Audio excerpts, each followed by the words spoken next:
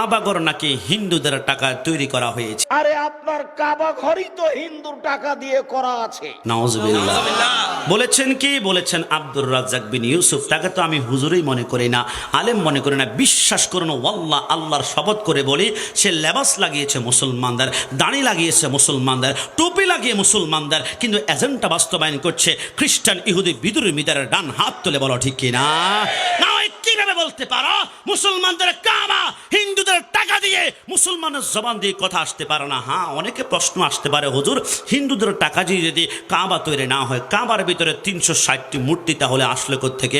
মূর্তির সাথে হিন্দুদের রিলেশন, নিসবত, কানেকশন, মূর্তিগুলো আসলে থেকে? ইতিহাস পর্যালোচনা করলেই তুমি জানতে পারবা। মাদারিজুন নবুওয়াতের মধ্যে আব্দুল হক মুহাদ্দিস দেহলভী লেখে, এই কাবা সর্বপ্রথম তৈরি করেছে দুনিয়াতে ফেরেশতারা। একটু জবান খুলে বলে সুবহানাল্লাহ।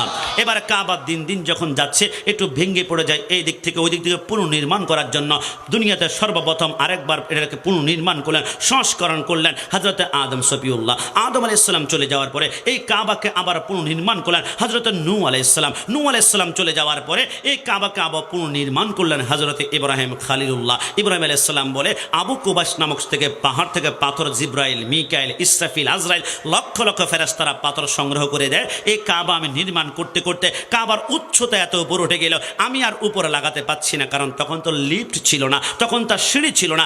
আদম হযরত ইব্রাহিম আলাইহিস সালাম বলে, এই যখন আমি হাত লাগ পাচ্ছি না, আমার আল্লাহ ডাইরেক্ট জান্নাত থেকে একখানা পাথর পাঠিয়ে দিলেন। ওই পাথরের উপরে যখন দাঁড়ালাম, পাথরটা লিফটের মতো আপ ডাউন করে, ডানে বামে যায়, সামনে পিছনে যায়। আমি ওই পাথরের উপরে দাঁড়িয়ে যখন আমি আল্লাহর কাছে প্রার্থনা করলাম, আল্লাহ কাবা নির্মাণ করেছি, এর বিনিময়ে কি দিবা? আমার আল্লাহ বলে যা চাও। ইব্রাহিম আলাইহিস সালাম বলে, ওই পাথরের উপরে দাঁড়িয়ে আমি বলেছিলাম, রব্বানা ওয়াবাস ফীহিম রাসূলান, আল্লাহ আখির জামানার নবীকে আমার বংশের মধ্যে প্রেরণ করুন না। ইব্রাহিম আলাইহিস সালাম বলে, খোদার কসম, নবীর নাম নিতে দেরি হয়, আমার পায়ের নিচে পাথরখানা মোমের মতো গলতে শুরু করলো। জোরে বলে সুবহানাল্লাহ।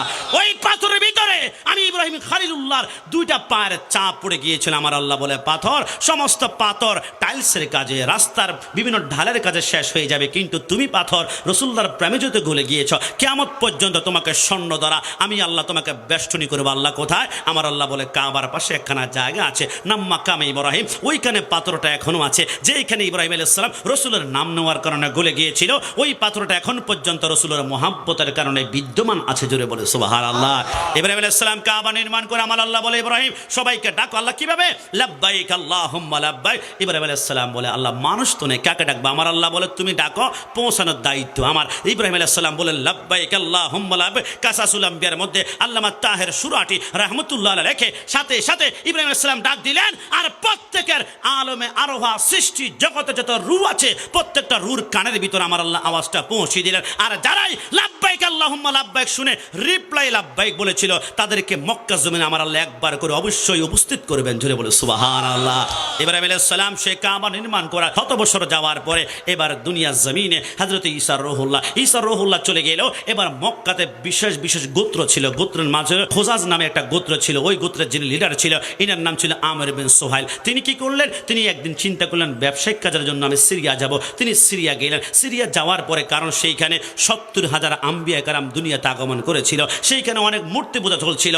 আমির বিন সুহাইল চিন্তা করলেন, না, মূর্তি পূজা করলে মনে কোনো সওয়াব রয়েছে, ভালো কোনো ন্যাক রয়েছে, একটা মূর্তি সেইখান থেকে আনলেন। এই মূর্তির নাম হচ্ছে হুবল। ওই মূর্তিটা এনে তিনি কাবার ভিতরে ঢুকানোর পরে এবার মানুষকে বললেন, তোমরা আসো, এটাকে সিজদা করো, এটার সামনে ইবাদত করো। এবার শিরকের আহ্বান করলেন। মানুষ মনে করলো মক্কা জমিনের চেয়ে ইসলামের সর্বশ্রেষ্ঠ পবিত্র জায়গা, এখানে যা বলবে এটাই সত্যি। এবার মূর্তির সামনে তারা আস্তে আস্তে করে সিজদা করতে শুরু করলো। এবার পাশে আরেকটা মূর্তি পাওয়া গেল তাইফের জমিনে, এটার নাম হচ্ছে মানাত। আরেকটা পাওয়া গেল উজ্জাত, আরেকটা পাওয়া গেল লাজাত। এরকম ভাবে অসংখ্য মূর্তি একটার পর একটা আনতে আনতে বংশ পরম্পরায় কাবার ভিতরে মূর্তি যখন ঢুকেছিল, মক্কা থেকে হিজরত করার পরে মদিনায় গেলেন। এবার দ্বিতীয় হিজরতে 17 রমজান বদর ময়দানে যুদ্ধ হয়েছিল। বদর জমিনে মুসলমানরা জয়লাভ করে সংখ্যা যখন 1400 হয়ে গেল, নবী আমার বলে, চলো এবার মক্কা বিজয় করব। যে মক্কা থেকে টর্চার করা হয়েছে, ইসলামের পতাকা পথ করে উড়াবো। এবার সরকারে মদিনা গেলেন। এবার যাওয়ার পরে সরকারে মদিনা সেই কাবার ভিতরে ঢুকে হাতে আসা লাঠি নিয়ে একটা একটা করে 359টি মূর্তি ভাঙ্গার পরে আমার নবী বলে